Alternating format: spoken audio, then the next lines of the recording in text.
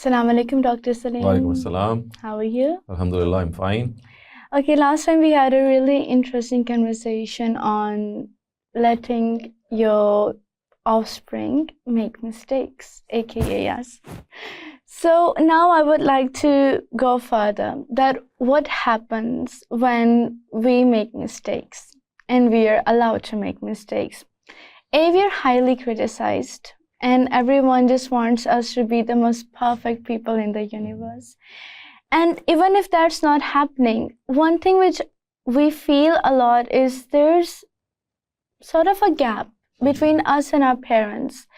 I mean, in childhood, it was a very strong bond, everything was very good, rainbows and ponies, but now there's a certain gap. Maybe it is because we're being over-criticized, or maybe we feel that there are cameras everywhere around us which are inspecting every movement that we make. And this is very suffocating. So what do you think? Do parents also feel that way, this parting, this gap? I'm not sure if I've got your question right, but if you're talking about the way the parents, they spy and pry on their children. And there's a gap. When we are in this age, we're young adults or we're teenagers, we find a gap between us and our parents. Yes, I mean, that is what I'm saying. I mean, when you're spying and prying on your children, what happens is that you are creating a distance between yourselves and them. You see, you're always monitoring them. You're always somehow, you would like to know the password of their phones and their computers. And I've seen parents telling you that their children that you should sit in the lounge when you're working on the computer, or you should not go to a public place in that respect. So let us read your chats. That is, I mean, reading your chats or going through your phone or going through your computer is not a very healthy approach. As we all know that there is going to be some departure. I mean, if the child is not watching things properly the way he should have be doing, or if he or she is doing something that is irresponsible in a way that is something which needs to be corrected. Again, that spying and prying is not going to help in any way, because that's just going to make that child more uncomfortable and jittery. It's, as I said, the right way here is that you make that child understand his right or wrong, so that the decision is left to the child himself or herself. And the consequences, once they come before the child, of course, they are one means of letting him or her know that this should not be done. Yes, at times the consequences do come at much later, because of which the harm is done. But in that case, you see, what you are there as a parent, your advice, your suggestive behavior, and suggestions that you give, they are always there. But I think that when you spy and pry, that is going to create that rift also and distance also between your children. And having said that, I also like to say that this distance that we have created, this communication gap, it has to be somehow understood that our relationship with our children is unconditional, regardless of what they're doing. I mean, we have to be like that fountain from which water gushes out. So I think parents have to be like fountains of love for their children, in which that love gushes out and embraces them, and that love tells them that yes, at times we do make mistakes, and there's nothing wrong in making mistakes. To err is human. We all know that. So as we err, as we go along in life, the correct way is to realize that and come back to where we started. And another thing I think that is also important is that parents should also realize that they have to accept that their children they are different from themselves. Because you see, somehow or the other, they think that my worldview, my view on religion, the way I look at things is the way that the child should also look at at those things, which is not going to happen. Even in the siblings, we find such a big difference between the siblings regarding the same topic and regarding the same point. Although there is the same parenting, there is the same atmosphere. But it's like, you see, you have flowers in the same bed. Yeah. Seeds are sown in the same soil, but when they come out, they are different. So in a very similar way, children, they have their own personality types, they have their own ambitions, and they have their own, I would say, heroes and heroines as well. So it is to make friends with them, is to make them realize that life is all about being a caring person. Life is all about being seekers of the truth. It's all about being morally good, and it's all about being respectful to other people. So I think if these basic moral good that we all know, these moral, I would say universal moral ethics, these are the ones that we have to somehow inculcate in your parents. And we discussed this earlier on, that the best way to do that is to become a model of those things yourselves. So I think it's a difficult ask. It's very easy to tell someone to do something, but it's much more difficult to be that person what you intend your child to be. So I think parents should pay more attention to that. And they should also, I think one more thing that I would like to add here is that they should add one more thing to this whole repertoire, and that is that give your child the leverage and the freedom to criticize you. I mean, what happens is that because it's like a one-way traffic, you're just on the receiving end, and you don't know how the child is feeling because of that close atmosphere and because of your hold.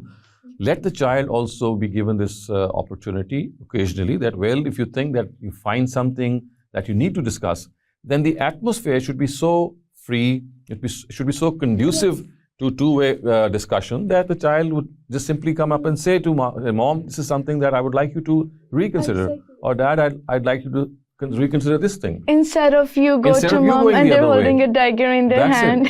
So I think, you see, to be a person who is a self-critic is a very good thing. You should be a self-critic and analyze your own mistakes, but let also other people come up to you. And the best critic are the people who are close to you. They observe you.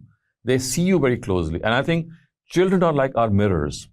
They are like especially the toddlers and the ones that who are growing up. Because they're just going to blurt out whatever they see, and they'll not withhold themselves. Yes. And that does not sit well with the parents. But then they have to realize that this is how things are. I mean, they are getting a frank feedback, and that frank feedback is a blessing in one way. Because instead of getting that feedback from someone else, if your own child is telling you something, it's like an in-house criticism. That should be much more acceptable. And from this point, we just said that we learn from our parents, and you should teach them respect. So we learn respect from the parents. When you're all the time prying on us, spying on us, checking our chats, we don't feel respected. I mean, the first question that comes in our mind is, don't you trust us?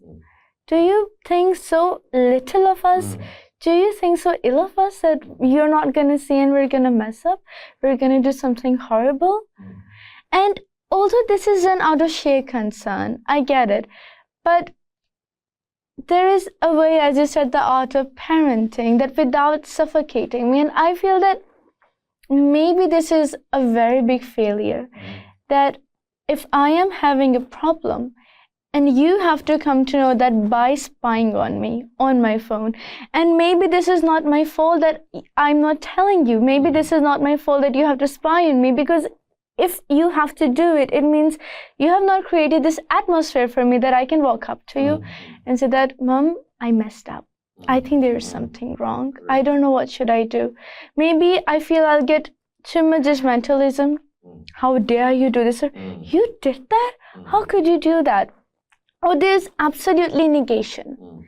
And even if there is, for example, a good way, mediation, and we're having a very healthy conversation, after that, out of the blue, we will get tons of the mistakes we made. You think you're mature. Do you remember what you did that day?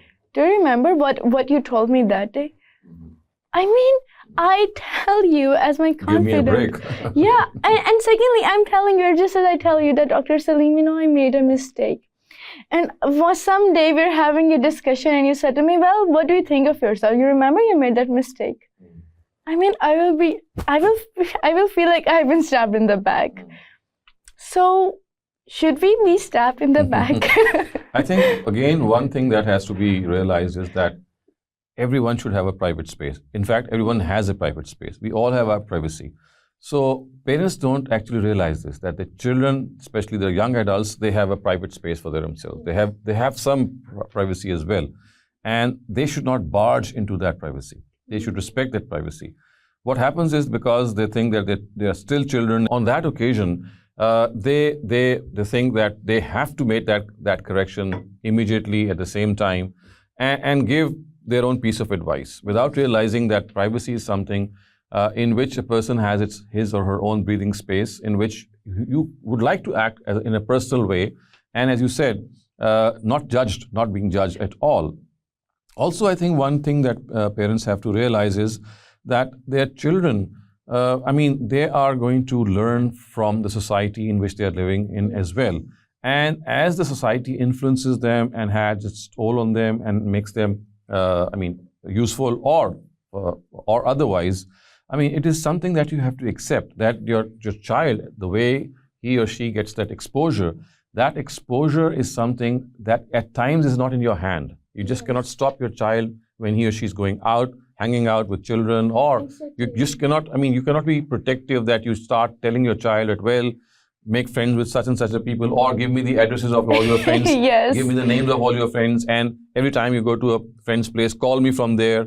This again is an extended form of prying, I would say, and spying, and that's like monitoring.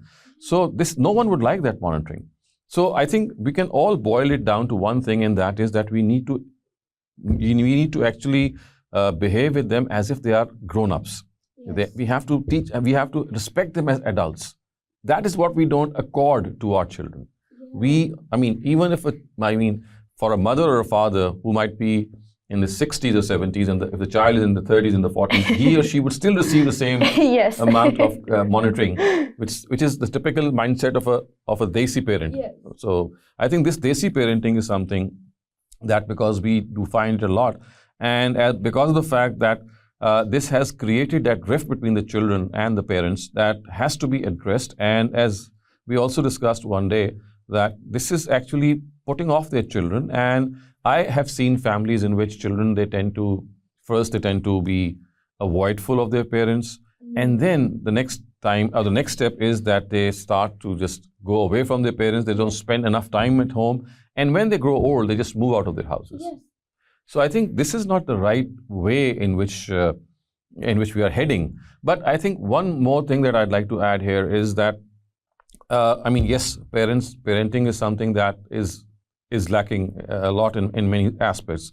But at the same time, you have to understand that the children also, when they become extremely rude or they talk back to their parents, and you don't expect them to be so rude and talk back to yourself, then we have to be human. We have to be. Yes. So it's difficult to at times control our emotions. So I think one sort of concession that you might give, although I would say that in that instant also you need to control yourself, but because of the fact that this does happen, so it has to work both ways. You have to control yourself, and if your children at times are not giving the due that you expect from them to do, so then let them do so, because at times they are going to, the reactions, they get piled up. So what happens is, but at a small instance, you find a bigger reaction. And always remember that bigger reaction is not because of that immediate thing that happened. It was piling up in the child's mind, and it just got an immediate point of release. So you have to also be careful about that. And when you see that your child is screaming or your child is behaving in a way that is making him or her reactionary, then find out the cause of that. Yeah, maybe you have hit the boundary or something which is really sensitive to us. Correct. So you see, we have different sensitivities, but you see, a child might not have the same sensitivity as the parent, and you have to accept that. All kinds of people are born in all kinds of families, and that diversity is how the Almighty has made this globe, this earth. That's that diversity which God has made. You just cannot, don't think that it's a factory producing all the same shoes or the same dresses are being made. We are human beings, and that diversity is by default present in all of us. Yeah, I fully agree with you. Then there's another point. If we're only talking about mistakes, there's something that we feel really lacking. That is validation. For us, we feel that the greatest source of validation is our parents. When we do something good, we want it. Appreciation. Yeah, we want it that you tell us that you did something good. We want you to celebrate it. And this might, sometimes parents are, you always do this good. As maybe if a girl has cooked food and she's a really good cook, then her mom might say, you daily cook food. Now what should I say daily that you do very good food? You're doing your chores, this is right. And I feel that when our parents sit and give us this validation, we move into society and we start seeking this validation from everyone else. And when we don't get that, we get into complex, we become people pleasers, we start self-loathing, and we are never content. And then there is another sort of validation which is too much all the time, that the parents are saying you're so amazing, you're so this, you're so that. And then we feel that maybe we are really so amazing, great saints and perfect people that we have not any flaw. And when other people say to us that you have these lackings, you have these flaws, then we feel that vengeance. And that, how dare you say this? My mom never lies. Like, my mom says I do this amazing. So should there be validation, and is there any healthy amount of validation? I think, again, as we say, the golden mean. Golden mean is something in which you're neither over-validating or neither you are under-validating. So it's like expressing your appreciation of what the child is doing or the adult child is doing. Because you see, we human beings, we are all weak. We need encouragement. And that encouragement is, that is received by us when we see people telling us that what we did was right, or it was worthy, or it was praiseworthy. So you see, yes, if you can feel that appreciation in your heart, that is of course okay, but that feeling of appreciation must be expressed in words, because that's going to transform into words of encouragement. And that encouragement is going to work wonders. Because you see, when you receive that encouragement, you are urged to do those things even in a better way. So I think enough amount of validation, or optimum amount of validation, is the one that should happen. And obviously, when you do it in a more profound way, or you go overboard, that's also unhealthy. Because now what you're doing is you're totally overlooking the other side. Yes. And you're just trying to appreciate or validate everything that your child is doing. Even at times you become more overprotected of your child. And if he or she makes mistakes, then you, instead of making the child in a very polite way realize those mistakes, you cover up those mistakes. So that's a form of over-validation, in which you cover up those mistakes, which a child actually must be informed of. So it's that optimum level of validation and appreciation that is required. And as I said, by virtue of our nature, that needs encouragement, that you are able to, if you look at psychologically also, that when people encourage other people, at times that small bit of energy that you have, it multiplies, and somehow you get that burst in you.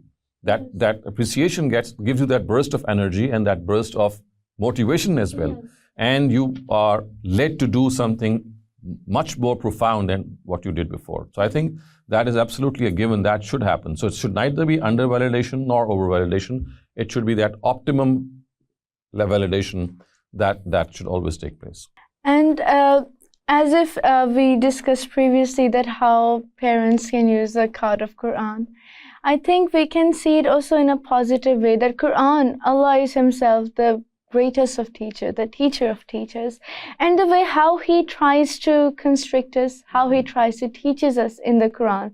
Sometimes it is filled with compassion, sometimes it is a bit harsh tone, it's strictly, sometimes there's leniency, there's hope, there's fear. So there are all sorts of tactics in a proper and balanced dose of everything.